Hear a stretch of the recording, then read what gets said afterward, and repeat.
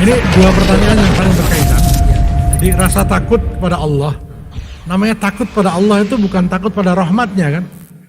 Takut pada siksanya, takut pada azabnya. Makanya jelas sekali, ya ayyuhalladzina amanu qu anfusakum wa ahlikum naro.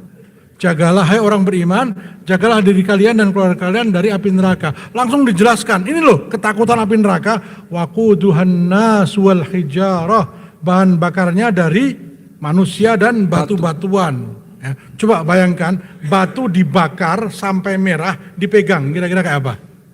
Itu untuk menunjukkan beratnya siksa.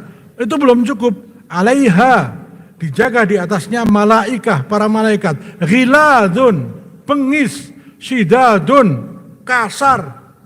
La ya'sunallaha ma amarahum, yang tidak pernah melanggar, menolak perintah Allah yang diperintahkan. Jadi kalau diperintahkan nyiksa, ya nyiksa terus. Itu baru satu ayat tentang kejamnya siksa neraka. Belum lagi dalam qalu ma salakakum fi saqar, kenapa kamu dimasukkan ke neraka Saqar? Qalu lam naku minal musallin, kami dulu di dunia tidak pernah salat. Wa ma adraka ma saqar, ayat sebelumnya, tahukah kamu apa itu Saqar?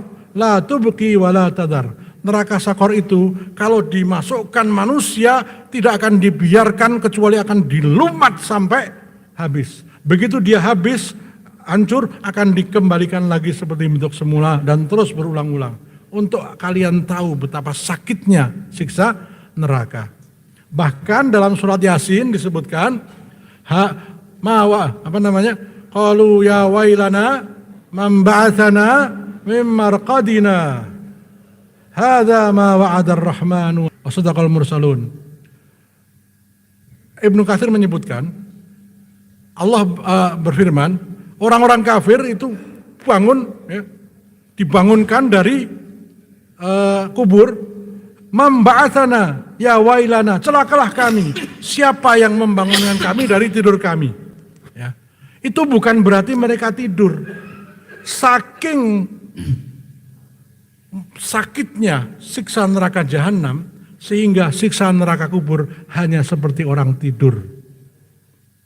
Padahal siksa kubur, Nabi mengatakan, hadis sahih, ketika dipukul dengan gadanya Mungkar dan Nakir, itu menjerit dan jeritan itu terdengar seluruh makhluk hidup kecuali jin dan manusia. Itu sakitnya siksa kubur dibandingkan siksa neraka seperti orang tidur. Nyaman coba. Makanya begitu melihat siksa neraka mereka mengatakan, percepatlah azab.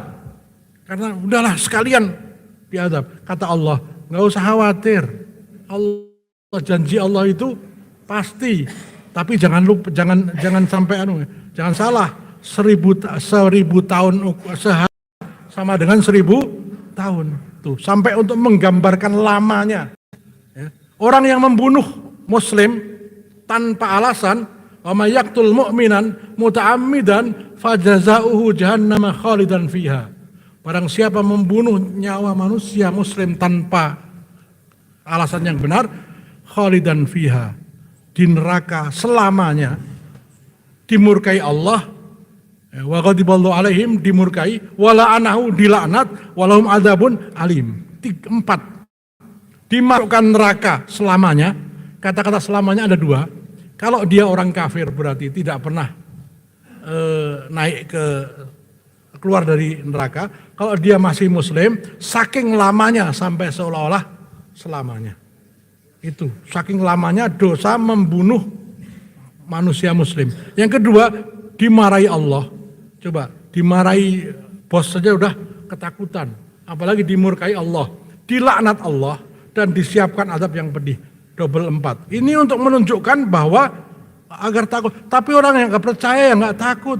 Orang yang nggak baca Quran nggak takut, nggak tahu. Ya. Kenapa Valentino Rossi nggak takut kayak begitu? Karena dia punya pengaman, dia ahli. Tapi orang anak-anak muda itu terkadang juga nggak takut. Kenapa? Karena dia pikir habis mati ya sudah. Kalau orang Jawa itu ada di Jogja namanya Darwis. Mutar ya wis.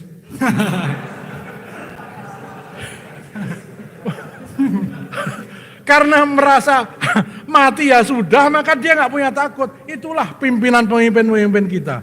Merasa bahwa sesudah mati itu nggak ada. Karena nggak tahu bagaimana beratnya. Tidak ada langkah yang selamat kalau belum ditanya dari mana hartamu.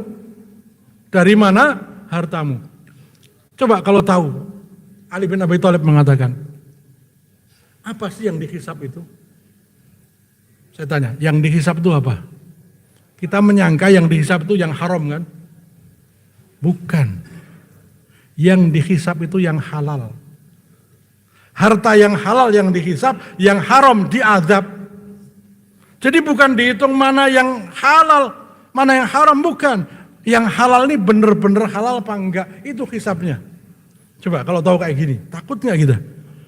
Yang haram sudah jelas, sudah ini pasti diazab, kecuali diampuni oleh Allah. Ya. Tetapi yang halal ini benar-benar halal apa enggak, itu yang namanya hisap. Ya. Al-hisap itu adalah itu, kata Ali bin Abi Thalib, bukan berarti yang haram yang dihisap, ya, yang haram itu diazab, yang halal baru dihisap. Coba, kira-kira makanya orang banyak milih hartanya diinfakkan. Karena apa? Dengan diinfakkan ini akan menjadi halal, jelas, bersih. Yang secukupnya aja yang dibuat. Toh ada orang kaya yang makannya 3 piring sekali makan. Enggak, ya sepiring juga kan. Atau tidurnya tiap malam pindah kasur, pindah rumah, enggak juga kan. Ya. Nah ini, jadi rasa takut itu sangat penting untuk itu. Oleh karena itu, kenapa kok sampai tidak, ya tadi, tidak adanya banyak orang-orang yang berilmu. Ya. Nah, kebodohan itu menjadi penyakit yang paling besar. Sehingga pemimpin yang bodoh itu merupakan tanda-tanda akhir zaman. Yang pertama pemimpin yang bodoh, yang kedua pemimpin yang kekanak-kanaan. Itu sabda Nabi. Tidak ada ujian yang lebih besar bagi kaum muslimin melebihi pemimpin yang bodoh. Bukan bodoh berarti dia nggak ngerti ABCD, bodoh terhadap syariat Islam. Karena dia tidak takut sama Allah, dampaknya kepada masyarakat secara umum. Ya. Coba kalau pemimpin ini tahu tentang syariat Islam, dia akan takut untuk menetapkan hukum bolehnya lokalisasi. Maka saya katakan lonte, itu orang Jawa bilang, begitu dengar kan kaget kan, Ustadz kok bilang lonte. Iblis itu cara untuk menipu manusia, menjadikan maksiat menjadi indah. Ya, lonte diganti menjadi WTS. Akhirnya orang ngomong WTS nggak merasa maksiat, nggak malu gitu kan, enak karena udah halus. Akhirnya WTS diganti PSK, pekerja seks komersial. Kembalikan lagi PSK jadi lonte. Biar orang ngomong itu malu. Itu ulama gitu. Yang jelek jangan dibungkus dengan keindahan. Nah, ya, riba bilang riba, jangan bilang bunga. Zina bilang zina, jangan bilang suka sama suka. Nah ini salah satu bahasa menghaluskan apa? Kemaksiatan. Akhirnya orang nggak tahu kalau dia dalam keadaan maksiat. Nah, pemimpin yang takut sama Allah akan takut apa yang kamu bikin ketika kamu jadi pemimpin. Nah, itu. Jadi banyak orang yang mundur malahan. Para sahabat itu mundur. Ketika Abu Dzar minta, ya Rasulullah, jadikan aku pemimpin. Apa kata Nabi? Wahai ya Abu Dzar, innaha amanatun wa innaha nadamatun yaumal qiyamah. Ini tolong sampaikan orang yang pengen kebelet jadi pemimpin. Jawaban Nabi, innaha amanah. Kepemimpinan itu amanah. Wa innaha nadamah. Dan sesungguhnya kepemimpinan akan jadi penyesalan terbesarmu di akhirat nanti.